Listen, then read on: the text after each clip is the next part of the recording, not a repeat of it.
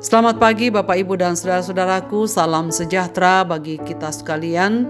Apa kabar pagi ini? Harapan dan doa saya kita semua sudah bangun dengan sehat dan selalu semangat untuk menjalani aktivitas kita di hari ini dalam keyakinan percaya bahwa Tuhan akan berjalan bersama kita. Senang sekali kita berjumpa kembali kita di acara Renungan Pagi edisi 11 Maret 2023. Mari kita membaca Alkitab 1 Raja-Raja pasal 17 ayat 1-6. Kiranya menjadi panduan kita untuk menjalani hari ini. Lalu berkatalah Elia orang Tisbe dari Tisbe Gilead kepada Ahab, "Demi Tuhan yang hidup, Allah Israel yang kulayani, sesungguhnya tidak akan ada embun atau hujan pada tahun-tahun ini, kecuali kalau kukatakan." Kemudian datanglah firman Tuhan kepadanya, "Pergilah dari sini, berjalanlah ke timur dan bersembunyilah di tepi sungai Kerit, di sebelah timur sungai Yordan. Engkau dapat minum dari sungai itu, dan burung-burung gagak telah kuperintahkan untuk memberi makan engkau di sana." Lalu ia pergi dan ia melakukan seperti firman Tuhan. Ia pergi dan diam di tepi sungai Kerit di sebelah timur sungai Yordan. Pada waktu pagi dan petang burung-burung gagak membawa roti dan daging kepadanya, dan ia minum dari sungai itu. Allah Sang Penguasa. Saudara-saudaraku, dosa yang dilakukan seseorang yang tidak terselesaikan, cepat atau lambat pasti mempengaruhi banyak orang. Demikian juga akibat kemerosotan rohani raja-raja Israel, pada akhirnya mempengaruhi seluruh umat untuk meninggalkan Tuhan dan percaya pada berhala-berhala. Dan hal ini sangat menimbulkan sakit hati Tuhan sendiri.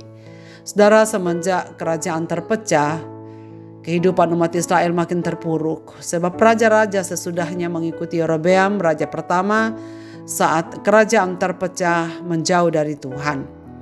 Baik di kerajaan Israel sebelah utara maupun kerajaan Yehuda di sebelah selatan.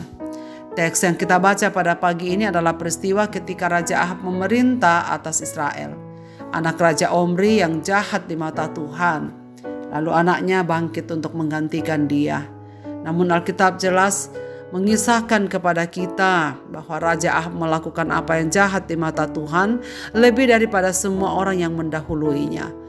Saudara sekalian, bayangkan kalau raja sebelumnya adalah raja yang jahat, Raja Ahab itu jauh lebih jahat dibanding dengan raja-raja yang jahat itu. Jadi kita bisa bayangkan bagaimana kekuatan dan kebesaran dan bahkan dalamnya Ahab jatuh.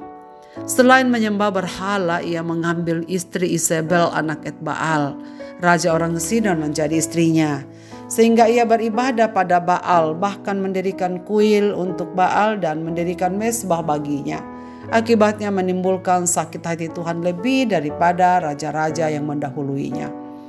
Dalam situasi inilah Tuhan memanggil seorang nabi, Elia, untuk memperbaiki situasi dan mengingatkan Israel supaya kembali kepada Allah.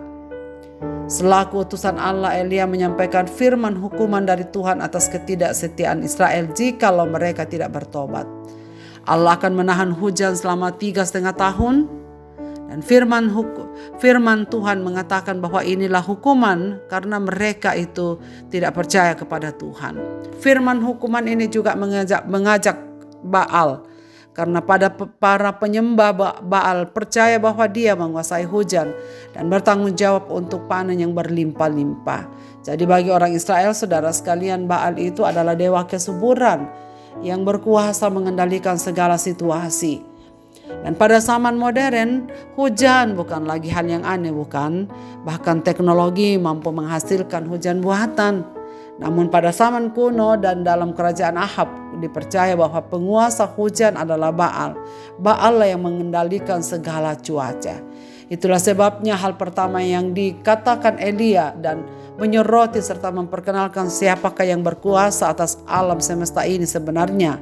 Maka Elia memberikan dan mengatakan bahwa sesungguhnya tidak akan ada embun atau hujan pada tahun-tahun ini kecuali kalau kukatakan. Hal ini merupakan pemberontakan terhadap Tuhan sendiri. Sebab Elia berkata demikian demi Allah Israel, sedangkan Raja Ahab menyembah Baal. Hal itu jelas bertolak belakang. Tetapi Allah yang disembah Elia membuat cerita menjadi terbalik. Sungai Kerit memberi minum Elia dan burung gagak datang membawa roti baginya.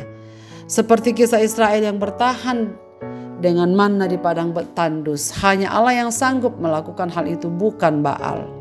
Saudara, menarik sekali mengapa burung gagak yang dipakai oleh Allah untuk menyediakan makanan dan minuman atau makanan kepada Elia. Burung gagak dianggap burung haram orang Yahudi. Orang Eropa percaya di padang gurun atau burung gagak adalah pemeliharaan atau peliharaan si penyihir. Di Indonesia suara gagak dan kemunculannya sering dianggap pertanda prahara. Tetapi saudara sekalian, burung gagak justru dipakai oleh Tuhan selama dalam masa kekeringan untuk melayani Elia. Namun Baal modern, saudara sekalian, pada hari terakhir ini jauh lebih berkuasa menjauhkan kita dari Tuhan dibanding dengan apa yang disembah Ahab. Uang, kekuasaan politik, bahkan kehebatan sains dapat membuat hati seorang beriman menciut dan mundur, bahkan melupakan Tuhan.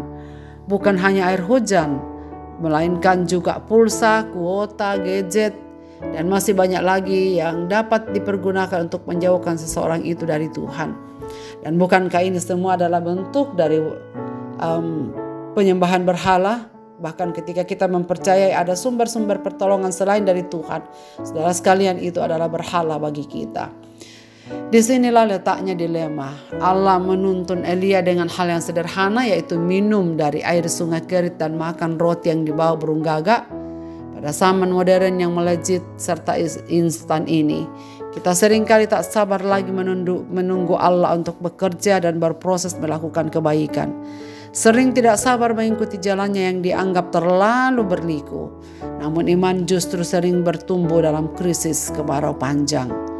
Saudara-saudaraku, di tengah kekeringan Tuhan dapat memakai apa saja dan sumber dari mana saja, bahkan tak terduga memelihara umat-umat ciptaannya. Tuhan menolong umat-umatnya, hamba-hambanya dengan cara apapun. Jika kita tetap berada pada kehendak-Nya, tetap taat, kita terpelihara sempurna. Marilah kita berdoa. Bapa di sorga, terima kasih banyak karena Engkau memberikan kami hikmat-Mu pada pagi ini. Terima kasih Bapa karena umat-umat-Mu telah mendengarkan firman-Mu. Kiranya kami tetap belajar taat, kami tetap belajar setia kepadamu, agar kami percaya bahwa Tuhan yang akan mengatur setiap langkah-langkah hidup kami. Bapa di sorga, hamba-Mu mendoakan pendengar renungan pagi ini dimanapun mereka berada, apapun situasi hidup mereka. Tolonglah ya Tuhan, jangan tinggalkan mereka, pegang tangan mereka, supaya mereka tetap berjalan bersama dengan Tuhan melalui setiap masalah yang terjadi dalam hidupnya. Bapa, terima kasih banyak, kami serahkan hidup kami dalam tangan-Mu sepanjang hari ini. Amin. Selamat beraktivitas, saudara-saudaraku. Tuhan Yesus memberkati kita sekalian.